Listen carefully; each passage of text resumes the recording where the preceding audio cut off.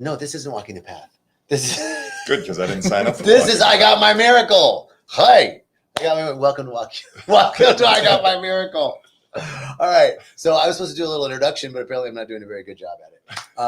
But I wanted to welcome you because we're here at Rhythmia and it's Saturday and it's been an amazing week. As always, every week I get to experience walking the path with individuals who have come for a variety of reasons and come here and see something about themselves, have a shift in perspective, have a rebirth of consciousness, let go of old patterns, old ways of being, limited thought, limiting beliefs, and leave here wildly excited about what's possible in the future and stepping into their most authentic selves. This is an amazing place, and I'm so grateful to have you join us. So that was my little introduction, and sometimes I forget to turn the audio on. It's on. I'm very excited. Everything's good. And I want to introduce you to my two friends this week that have been here and have had it's been a pleasure to be with these two gentlemen, Ben and Keith. And so I want to welcome you guys. Thank you. And so I just want to let people know a little bit about you. Ben, why don't we start with you? Where are you from? Originally Seattle, but live in New York now. Okay. Call myself a citizen of the world since I'm always on the road and always going to new countries, new places. How many countries have you been to? 71 now. 71. Wow. How many countries are there? 215, something in that range. Okay. 220. Do you have a goal? No goal. No. Just see as much of this world as we can. I love it. Amazing. What's the worst country? They're all different. There's some that were a nice one-time visit. There's no worst. Try to find the positives in every place you go. Yeah, beautiful. So, and what brought you here? What brought you to Rhythmia? I had gone through a loss of a parent in my life in the past couple of years, which still processing, as well as moving forward, just was looking for more clarity in my personal life. And I tried everything, and I started reading about ayahuasca, and then I actually saw a friend who had been to Rhythmia, and that made me look at Rhythmia and figured this is something I've never done in my life, nor what I thought I'd do, and I really felt this kind of need to come here. So I booked this 2 weeks ago and decided, you know what, if we want to see positive changes, we got to take a chance sometimes. Amazing. So you came here you were grieving, healing around grief from the loss of your father. Yes. And then for some clarity, it sounds like, in life. Yes. And direction. Yes. Beautiful. And you just stepped in and took a chance. Amazing. I want to acknowledge you for that. Thank you. But you sound like you're an adventurous guy. Yes, but I've never experienced plant medicine. I'm and you're not even, it sounds like you're not even into recreational drugs. No. Maybe have some cocktails. Have some cocktails. Right. Yeah. But you're not because some people are yes, I've done every drug under the planet and now, I'm ready. I could, but a lot of people come here and I've never done any drugs and I'm concerned about this, but I'll say that plant medicine is not a drug. There's three characteristics of a drug. One is that it has a tolerance, has an addictive quality, and there's a withdrawal. And with plant medicine, there's none of those things. Nobody's jonesing for another cup. Oh shit, I got the shakes. And really with plant medicine, maybe you noticed over the course of the week that the more you do, the less you need. Right? There's no tolerance. Maybe may be true. That I feel I'm qualified to speak to this topic. Okay. In regard to drugs versus ayahuasca. Okay. All right. In that, I can fall into the category of having done nearly everything. Ayahuasca was still something I hadn't ever ventured into, and I am critically clear on this. This is not a drug. In any familiarity with the term of something that's designed to enhance an experience, lighten, create a disconnection, anything like that. You're not doing ayahuasca and going out to a party, a bar, a rave, Coachella. You're not. There's none of these places. Like that is not what this is here for. I mean, it's not even. I'm going to dare to say it's not a particularly pleasurable experience. Right. It's not. I mean, there's not pleasure in the medicine. Book your trip now. Yeah. Yeah. I'm cognizant of our audience and who we're aiming at right now. No, it's a good thing to say. Yeah, I mean the pleasure is in the insights and what it gives access to, but certainly not. I think it's fair to say not at all the experience of being on it per se. There are some moments that were incredible, but for the most part, I mean, as we learned this week, like you're steering into the difficult stuff and you're guiding yourself towards the things that you don't want to see, don't want to confront, don't want to face. And so it's actually pretty painful work at times and pretty difficult anyway. Far from it, what a drug is, which is designed to kind of take all the pain away and numb that stuff out. And so that would be my take on the difference between an ayahuasca and a drug experience. I actually really like that, right? Because typically with a drug, it feels good until you're coming down. Right. Right. The end is where it's not good. And with ayahuasca, it's like the pain is in the beginning, but afterwards, and it's long lasting. Like, oh, this is great. There's something shifted. Yes. Well done. Well, thank you. That was great. This has been my experience with you all week, right? Like I offer a share and then you offer a clarity of insight that elevates whatever it is and helps like really codify, and synthesize what it is that I was wanting to get to. And so that's been my ongoing experience. We're good. Yes, I think we are symbiotic for sure. But I've also watched you do that with countless people. And I think that's like my favorite, what has impressed me beyond anything else. Yeah, ayahuasca is great. I'm sure we're going to spend time on that topic. That is, from my standpoint, like maybe half of the experience is the ayahuasca itself. The classes, the humble guidance, leadership, love demonstrated by every staff member here, the quality of facilitation, the quality of facilities, those are all like equally as critical and important to the experience and why it was so remarkable. I agree. I've never worked with a group of individuals like this, the group that's here at Rhythmia, and the love that's here. Like people are really committed to transformation, right? They're committed to this process, but it's also, and you guys show up and like every week, and there's a different tone to every group, and it's always beautiful. It's always beautiful. We've had a really amazing week. Keith, tell us where are you from, brother? Well, originally I'm a Boston boy, so that'll never change. And I live in Wilmington, North Carolina these days. But I was a bit nomadic on my way here because I've been in a really painful phase of my life. So, a year and a half ago, my mom passed away. My dad has descended into the depths of Alzheimer's, and we're really staring down the last kind of days of him even being present. And that's been pretty painful. And then, my marriage has been in a really deeply challenged, threatened state over the past 6 weeks, especially. And my wife had the wisdom and I'll say courage to tell me that it was my time to go figure stuff out for myself. And so I kind of got sent on a walkabout, as I referred to it, with no direction other than just not here where she was. And that led me here in a remarkable series of symbiotic occurrences. I decided I'd never been to Costa Rica, and if I'm going to have to go be by myself and sober up and do all these things, like why not do it in a beautiful place where I can be in touch with nature and maybe in the jungle a bit and on the beaches.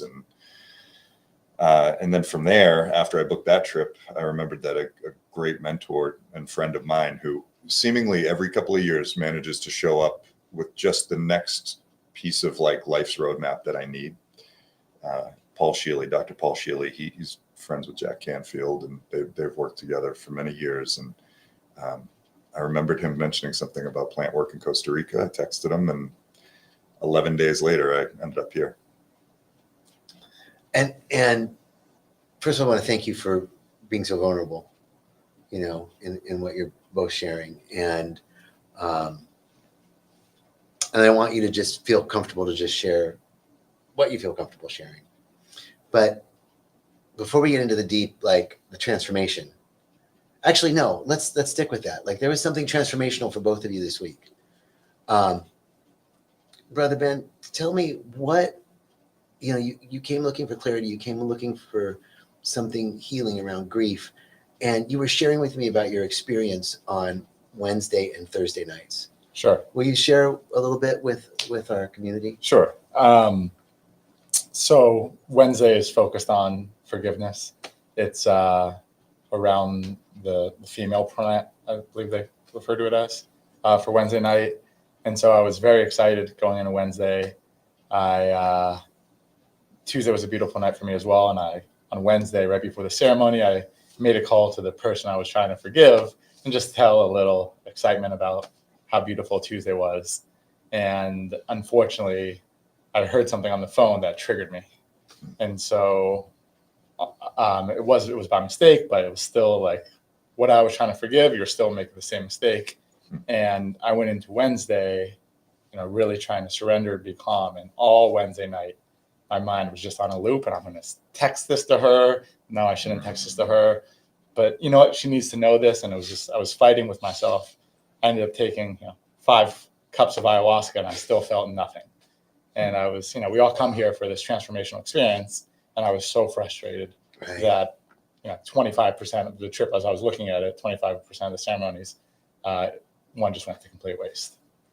But as we know, and then everything's Thursday, working together for our good, right? And then Thursday was an incredible transformation experience, where it's almost tough to put into words, but it was really where I felt like I met my soul, and where every point of my life, the past, call it couple years, all came together in one. And I was seeing connections, how meeting this person translated to this, which impacted my life this way. And they say coming here, we find different connections with people. And I found guidance through somebody who was the probably closest resemblance to my father, and really kind of listened to that advice that I didn't even think about my father at the time. And then during the ceremony, I was able to make all the beautiful connections. So that feeling of you said you connected with your soul. Yes. And you were connecting with like the healing you were looking for with your father. And you had shared with me earlier, the thing that was so touching and profound for me in your share was that just feeling of love and wanting to connect with your family, with friends. Tell me a little bit more about that. Sure. It's a funny thing. As we spoke about, I'm definitely a thinker. I was brought up questioning everything. And I think as a result, it was tough for me to really completely let go, because I was constantly questioning everything. And during the ceremony, it all came together, and you could feel it in your heart that the forgiveness was there. And during the ceremony, Mother Ayahuasca, they say she shows herself in different ways. And as I was writing for forgiveness, I was able to see the person I wanted to forgive in the form of Mother Ayahuasca. And it was really just a beautiful experience.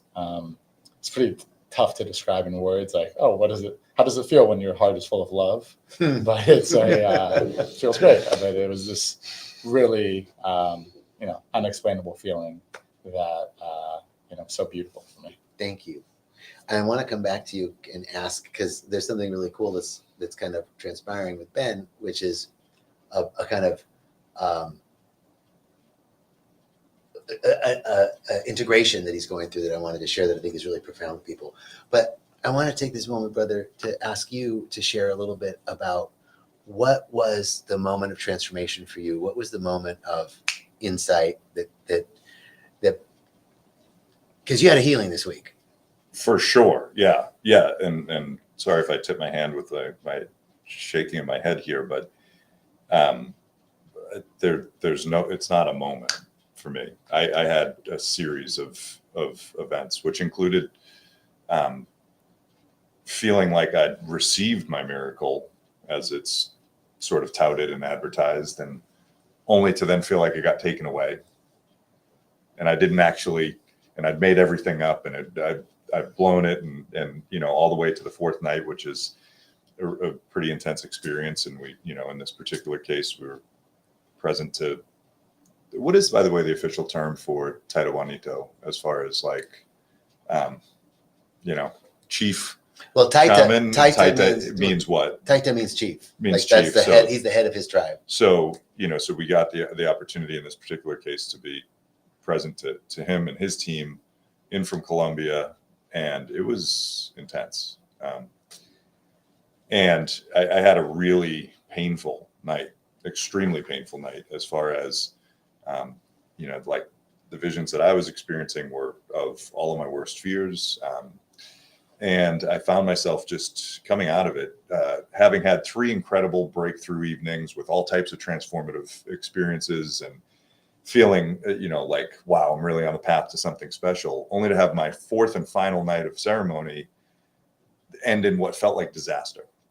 And I was like, that morning, everybody's kind of coming in glowing from their experiences, and I'm sitting there, almost in tears, because I feel like I'd ruined my chance. I'd blown the experience. The miracles I'd had were just hallucinations. They weren't real. And now here I am, I'm the one leaving that's in the 2% that didn't get their miracle or whatever else. And so, that's where, again, I would point out, like, then I first of all, Taita Juanitos was willing to sit down with me and do a consultation afterwards, which was powerful. But also, it was each kind of person who had the experience here, who had guided us along the way. They also shared, like, oh, that, as everybody here, no matter what the experience, no matter what happens down here, you're going to hear this. Bueno. Bueno. Oh, you're the worst night of your life? Bueno. Yeah. Right.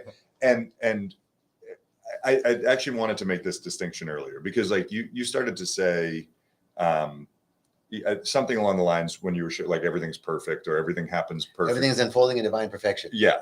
Right. Bueno. Exactly.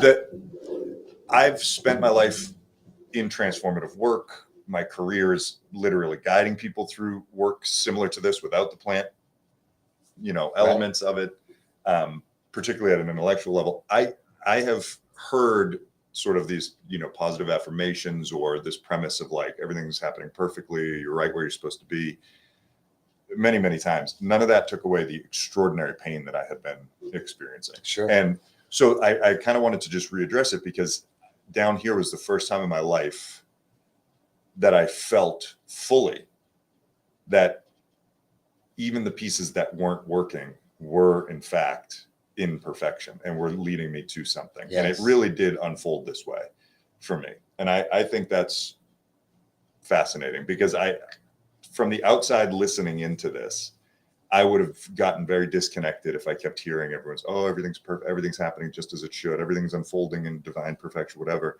I would have gotten really disconnected. But what shows up here is exactly that, because the blend of the program you've created plus the power of ayahuasca and what it reveals of ourselves does, in fact, give us the roadmap and, like, the guidance towards perfection in the experience. And so that last night turned out to be, as then I went to class with you, and as the day after and the next day after unfolded, my most insightful and powerful journey of them all, even if it was my least pleasurable. And so, I loved what you said, like, how do you describe what it feels like to have love in your heart or something? Yeah, that was fucking perfect. Right. Today I woke up first of all, I woke up already crying for weeks in a row leading up to being here. That's how much pain I was in before I was even thinking I was sad. That's how I was waking up in tears every day. Wow. Falling asleep, crying, praying that I didn't wake up.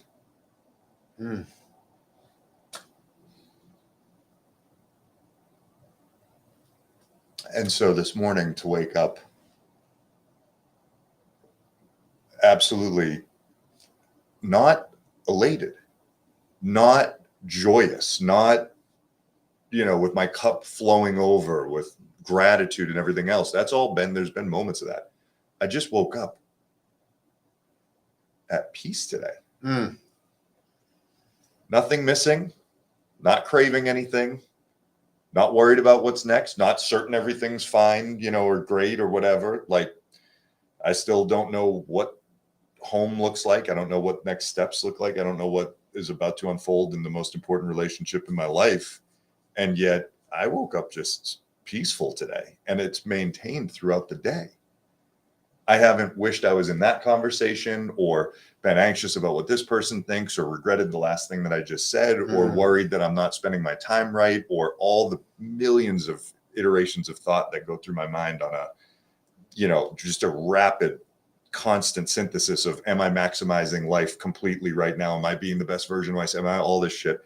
I just been just perfectly just lovely today. And so that's been my experience of what the love feels like, because it's like I'm not running around wanting to shout out my joy so much as just like totally okay with whatever, just wherever we've been. Yeah, and to kind of go on that, one thing that's talked about a lot here is trusting the process. Mm-hmm. Yeah. And you hear it and you're like, okay, trust the process. And my example from being so frustrated Wednesday, being like, oh, I'm gonna leave here and not got what I came here for, and then still going to class, putting in the work, waking up on 3 hours of sleep, going to yoga, not feeling tired, but continuing just to go through the trusting the process. And then Thursday being such a euphoric night with Taita, really kind of just goes right to show that there is obviously some methods and data and everything that this process does work. Euphoric for you, miserable for me. Yeah, I'm talking about me. Right. And so that's the crazy part of it, is it works even if ours didn't resemble each other's at all. Oh, 100%. Because my Wednesday was magnificent. My Wednesday was right. Yeah. Tell this person. And it's this this beauty of the medicine, right? And one of the things about our program here is that it is brought to us by the medicine. Like, Jerry literally did a lot of ceremonies, asking questions and getting answers as to how we should put this together. Like, nothing's kind of arbitrary. And our class is very different. Like, there's really no other place where you do 4 ceremonies in a row. Right. Like, And I think what stands out to me though in that is, like,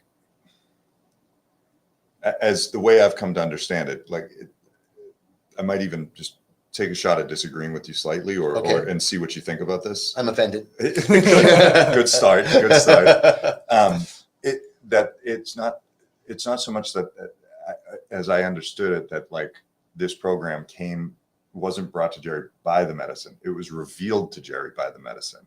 Like, as in, it all lived within Jerry. The medicine lets us access within us without getting in our own way of the knowledge and the wisdom that's available. 100, I'll take that. Right. And so it's not ayahuasca is, we give gratitude to it, but it's because it gives us direct access to our own wisdom without all the bullshit that gets in the way of the conventions. Come here, sit here. Yes. I thought I was getting a hug. Never mind. I was ready for the hug. No, I like the student seat a lot. It's been a privilege to be taught by you this week, and to be taught, actually, as I said, to be taught through you. The level to which you all are so just humble and wise in one, I've never seen anything like it, and I've been to a lot of shit in my life seeking, and same thing. I mean, so ultimately, I think that's kind of the beauty of what ayahuasca does, is it gives us access to our own wisdom.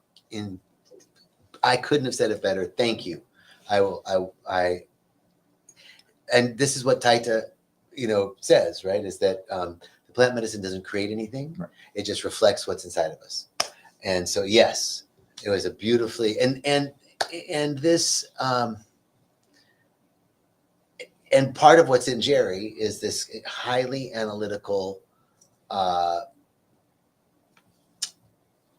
process oriented, procedure oriented, like business mentality that you got to bring to this endeavor, and the results are pretty miraculous. This is a divinely inspired, perfectly designed resort, spiritual experience, and like, and then Summer camp. Yeah. Perfect. It's crazy. It's crazy. Like it is. I mean, being an absolute lover of like pristinely, impeccably designed architecture, programs, curriculums, everything else, as is my passion anyway. It's like if you could take all of that and make it so clearly that it was divinely inspired, that's what it's been like to be here. I've just been in awe of the perfection of everything that's taken place. And I'm a very critical person. I've been looking for what's broken. That's so beautiful. Right? Thank you. Yeah. So I've beautifully said, and what I like, this will kind of be a nice, sorry about that. A nice way to kind of wrap up, because you said there was this like 3 nights you thought you had it, then Thursday night you thought you lost it. Thursday night you had this amazing experience, and then today in class you were like, when I ask, you know, hey, who's received their miracle, Ben's like, me, and then he comes up and he shares, oh my God, my heart was so full of love and I forgave everybody. I wanted to connect with everybody. I was just so grateful, and I wrote down and I could see so clearly my future. And I was like, how is this not having a miracle, dude? And I would say I sound a little better than that. But yeah. Totally. It was more like, everything was really great. And we talked about this process of expansion and contraction and the process of integration. Do you want to share anything about what you saw in our conversation, or what might help people understand the process of integration? Sure. And when we first got here, you know, they definitely say this isn't a linear experience. You're not going to say, oh, everything is getting better, as Keith shared. You know, I've really had night 1 it was fine. Nothing really happened. Night 2 was great. Night 3, it was awful. Night 4, oh my gosh, I figured it out. My life makes sense. This is amazing. And then yesterday and today, I was like kind of going back down. And I think it just goes back to my mind starting to, you know, question and analyze everything. And that's when we had our discussion. And you really kind of helped put into perspective of, you know, the reason I am where I am today is because of my analytical mind. And this is what I've trusted. And now I really need to focus on trusting my heart. And if I felt these feelings, this is what my, you know, subconscious was telling me to feel. And that's really what I felt deep down inside. So yeah, after, you know, speaking with you, it's really, I just think it helped. Thank you. With the clarity and everything. I like what you said too. It's like, and I'm not like, your beautiful mind got you, and he didn't say that like it got me where I'm like in a bad place. It got him to a really good place in life, right? It hasn't been bad, correct? Right? So we don't want to jettison the mind. It's not like come to Rhythmia and lose your analytical mind. Right? It's like no, but put your mind in service to your heart, and that is, I think, such a beautiful thing. Yeah, I love the quote that I don't want to butcher it, but about the mind being the servant and the heart being the master. It's Einstein, and he said the analytical mind is a faithful servant, and the intuitive heart is a divine gift. And we've created a society that honors the servant and forgot the gift. Mm. And so, you know, thank you. Thank you, gentlemen. Any last thing? I feel so complete, but I want to give it open to you. Do you have anything else you want to say?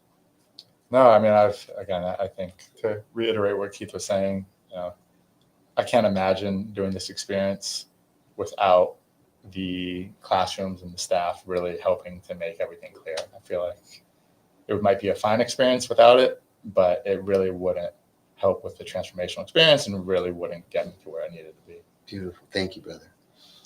Always wanted to take any opportunity given to share. I do have some final thoughts. Okay.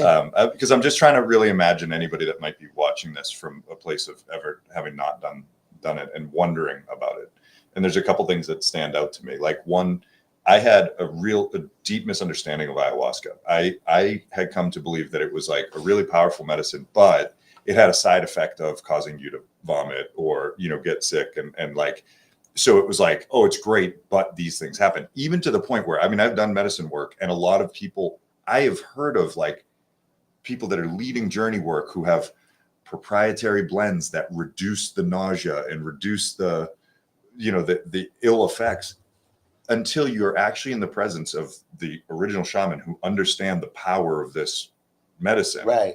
And you discover those aren't side effects. Those are the effects. That's the healing. They're the critical effects. Yes. That are actually doing the trauma resolution work and bringing to light like that which couldn't be seen before, that had been buried in the darkness. Like, so that is I was blown away how, as a pretty well-versed person in this type of stuff, I think from at least an American perspective, I had no idea. I didn't realize that is you thank ayahuasca and thank God for that, because it's part of it working, not a side effect, not a well said. So that was one major thing. And then I think the other big piece that just that I reflect on is I could see listening to all of this and going, well, intuitively, I understand everything that's been said here. I did too. There was nothing intellectually. Intellectually, I understood everything that was. There was nothing I was missing as far as like understanding how this stuff all works together, other than knowing it left me completely without access to learning it. Right? Mm-hmm. Like, you can't learn anything that you already know. I was fucking stuck, man. I was stuck. And you've got this quote sitting over here. Oh. No. Well, yeah, we'll get to but over here on the board that says, no problem can be solved from the same level of consciousness that created it. And I'd been trying to think my way through all of this pain that I've been in at the same level that I'd created all the pain that I'm in. And that's why I was so stuck. And what happened this week was that my conscious mind got out of the way and let the heart lead. And then now the conscious mind has some pretty great stuff to work with. Yeah. So. I'm so grateful. Darren, my brother Darren, said to be at peace. So beautiful. And Kate Atkins was also talking about the power of surrender, the medicine. So thank you guys for your comments. Ben, thank you. Keith, thank you. I'm really grateful that you guys took the time to come share with everybody. It's an honor for me too. And thank you all so much. And, there's a little number down there on the screen. If you want to call and find out more information about Rhythmia, we'd love to have you. Peace and richest blessings, everybody. Bye-bye.